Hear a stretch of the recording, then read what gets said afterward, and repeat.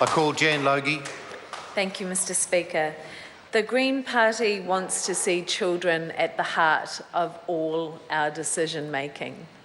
So this report, while not being an entire surprise, was nevertheless shocking to read the experience of young people within our collective care. Because while I do hold this government and potentially governments before responsible, I do see the fact that these children are in state care, and that is our care. And we all have a duty to ensure those children are safe. And while I've heard from the Minister today that she's been reading the 14 reviews that have happened, that there has been more funding put in, 23 million, even though the Ministry last year indicated they needed 60, and that she's put more staff in, even though the caseload notifications have increased by 67,000 and the number of increased staff is only 76. You could listen to her without the other side of the evidence and think, that's reasonable, they care. They're doing the work. They're looking at this in the long-term interests of the country. But then you come back to the data of, is the investment matching the need? And the answer is no. Is the Minister treating this with any urgency? And the answer is no. We've had clearly written in here, despite what the Minister has said, a message from the Children's Commissioner that waiting on the SIFS review and the children's team will leave the children in care now without a structure to ensure their safety. It was not a comment solely about the data, despite what the Minister says. Because the Children's Commissioner said, do we know of children who are being lifted out of really dangerous situations? And believe me, as somebody who understands that domestic violence isn't even a threshold for SIFS intervention, how difficult and extreme the situation must be for child, youth and family to take a child into their care. And for the Children's Commissioner to say he can't even guarantee if they're in care they're safer than they would have been in that initial situation, and that the indications are not good that they are safer, that is an absolute indictment of a systemic failure in child protection in this country. And I believe that that kind of information requires a really strong and urgent response from the Minister. Not to say, well, the Children's Commissioner thinks we're doing a great job.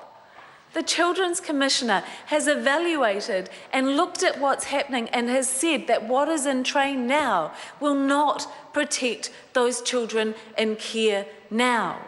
That, to me, indicates we need a degree of more urgent action.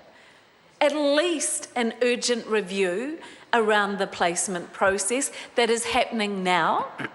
I know you're doing your SIFS review and that the announcements are going to happen around that, but that is a different thing. And when we're hearing from the Children's Commissioner as well that he's saying we can't guarantee children are better off, he's saying that there's a culture of dump and run. And that is not said, and I know many people are interpreting that as a criticism of the staff within Child, Youth and Family. And I didn't read this report in that context. I read that report of saying where the resources are going in at the assessment stage, because that's where the political risk is. And I think that point has been made in the House already.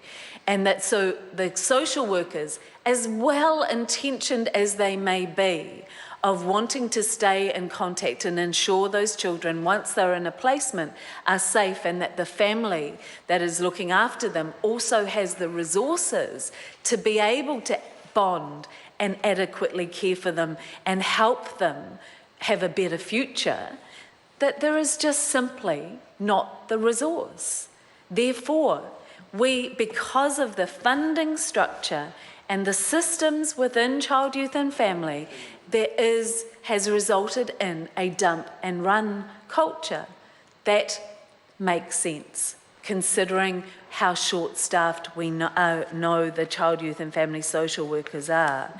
And that the workload and casework review that was done by the Social Workers Office of the Chief Social Worker last year, in May of last year, told us many of the same issues. It clearly said that we needed, in the short term, to change the expectations and clarify the expectations of social workers. And now we're hearing from the Minister over a year on that this SIF's review panel, who includes one social worker, I think, from overseas, not one domestic social worker, not one person who works as a Māori social worker, that they are going to come up with a rework of the system, and that, yes, part of that will be expectations. This is over a year later, and these people do not have the expertise that is grounded in the experience of this country.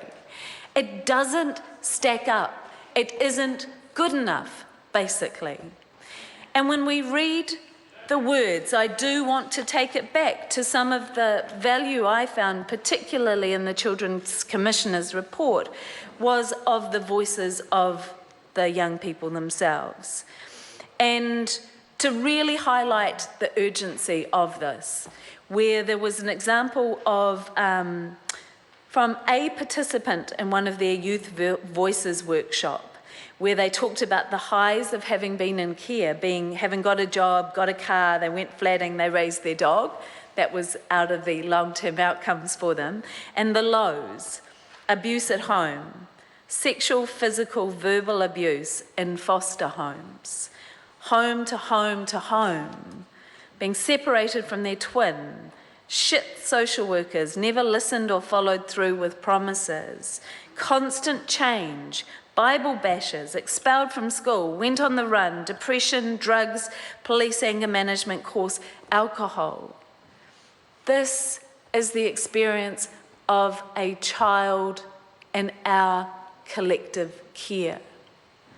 That is how we have looked after a child in our care. And when we asked the Minister earlier today whether she would rule out privatisation of any child protection services, she didn't.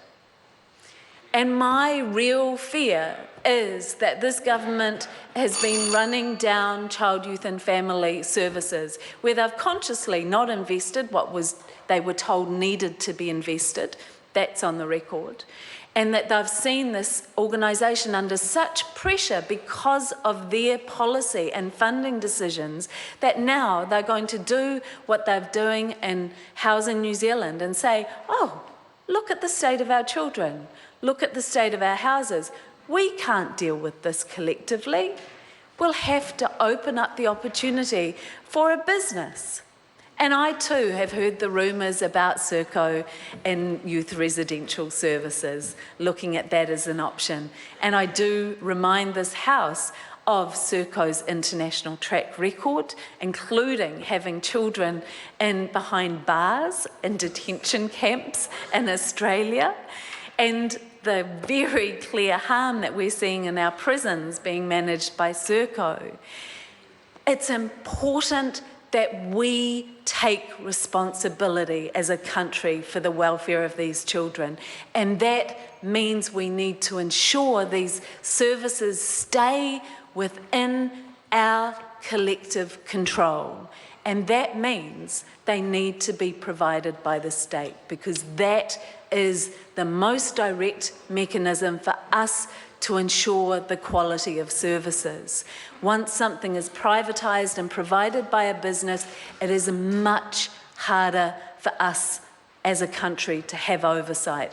It is much harder for us to ensure that that profit-making motive doesn't undermine the fundamental care of our children.